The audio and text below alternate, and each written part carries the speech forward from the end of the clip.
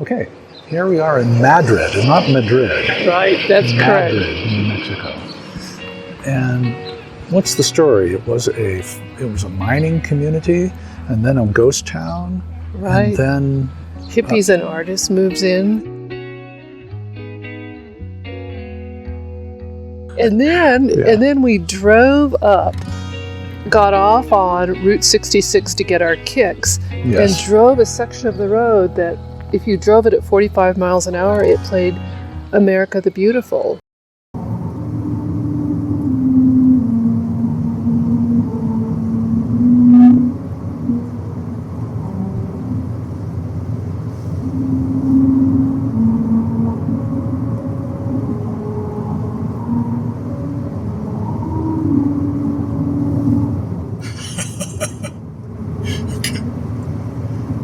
That was really good.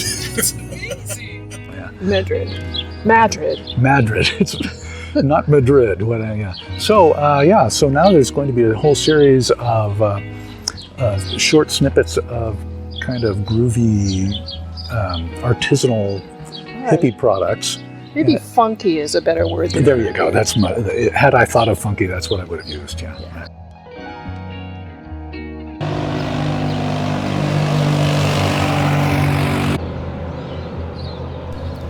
After a brief stop in Albuquerque, Ann and I took the Turquoise Trail, the scenic route along State Route 14, to our Airbnb near Santa Fe.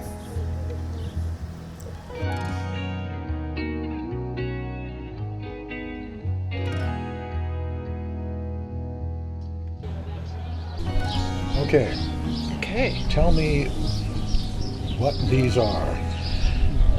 They're called phosphates, and they are a drink that were popular back in the day at soda fountains. You saw it on the menu and said, I must have one of these. That's right. Must, because I'm an old-fashioned guy in an old-fashioned town. Well, you were I'm actually sitting on given an old-fashioned deck. You were given some grief by the people in there. I was. For being old-fashioned, huh? Yeah. Yep. And how many of these had they made previously? None. This is their first on the menu, two. The two no guys one behind had the ever counter. ordered it before. Yeah, well, at least for the two guys behind the counter, the two 19-year-olds, Oh, they never okay. made them. So, what is in it? You're about to ask me? Yes. What is it in? What is it in? And I had to go to the menu and memorize. So let's get this out of my head here. okay, yeah. Milk, malt, soda water, and some kind of syrup. So Okay. cherry and passion fruit.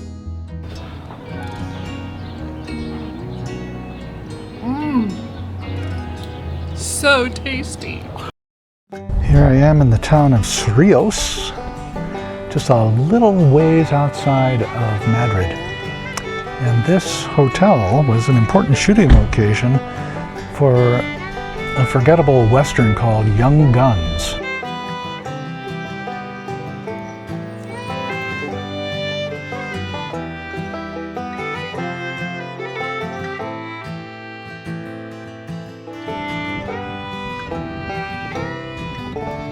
We visited Valles Caldera, about 50 miles west of Santa Fe. The rim of this collapsed volcano shelters enormous meadows that are alive with prairie dogs.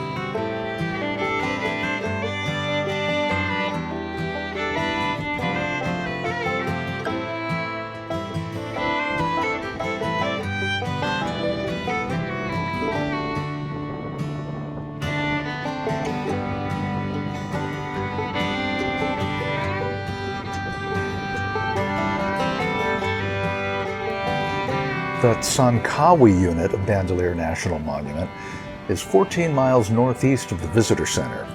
It would be easy to visit Bandelier without seeing Sankawi, but this would be a big mistake.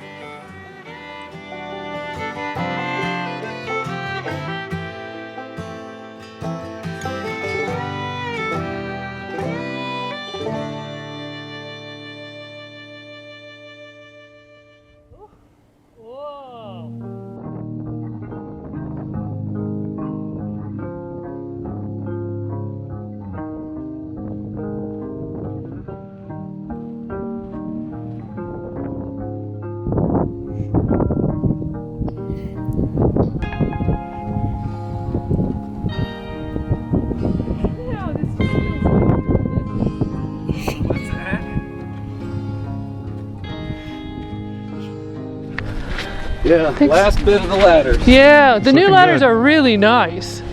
Yeah, me and the guy you'll run into down there, we built those. Yeah, good job. They came Yeah. out pretty good. We're pretty happy. Well, and I think they feel more stable than just the single with the log across. Yeah. I love how they're bolted to the rock too. Those are not going anywhere. They're not going anywhere.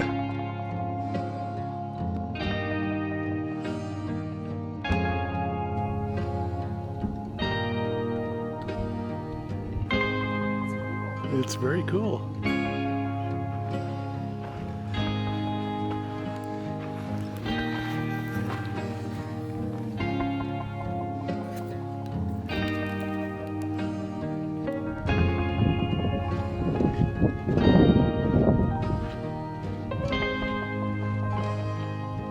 This is the first double selfie we've taken on this whole little jaunt on Sankawi Mesa, but we had to stop for this because the petroglyphs behind us are so good. And we've been walking trails that are deeply embedded in the stone that were tread for thousands of years, hundreds of thousands of years. I don't know, yeah, who knows how long. Really, yeah.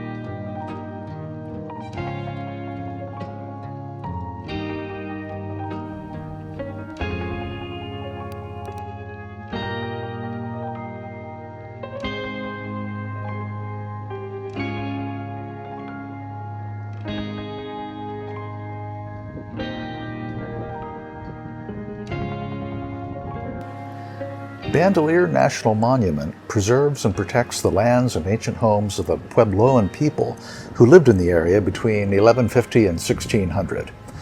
It is about 45 miles west of Santa Fe.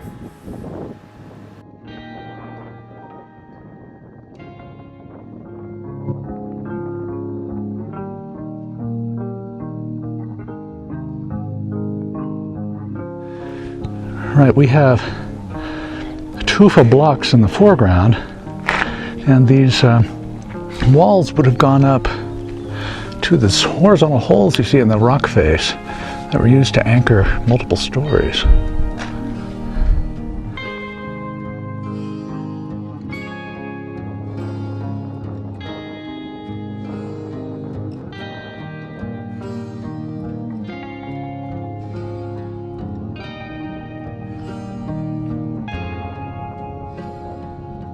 So this is a pictograph, which was part of the back wall of a second-story dwelling. Uncovered behind a layer of plaster, this pictograph was probably created for a very specific purpose and then covered over.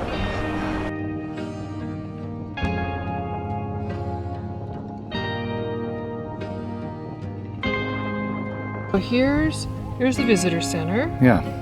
Here is the big kiva. Here's the trail that we climbed. The cliff dwellings, I wasn't sure what to call it. Here's the longhouse, which is Right. more cliff dwellings. And now we've come down here. I think the alcove house may be the one, it's a restored kiva, and you climb down into it on a ladder. Okay.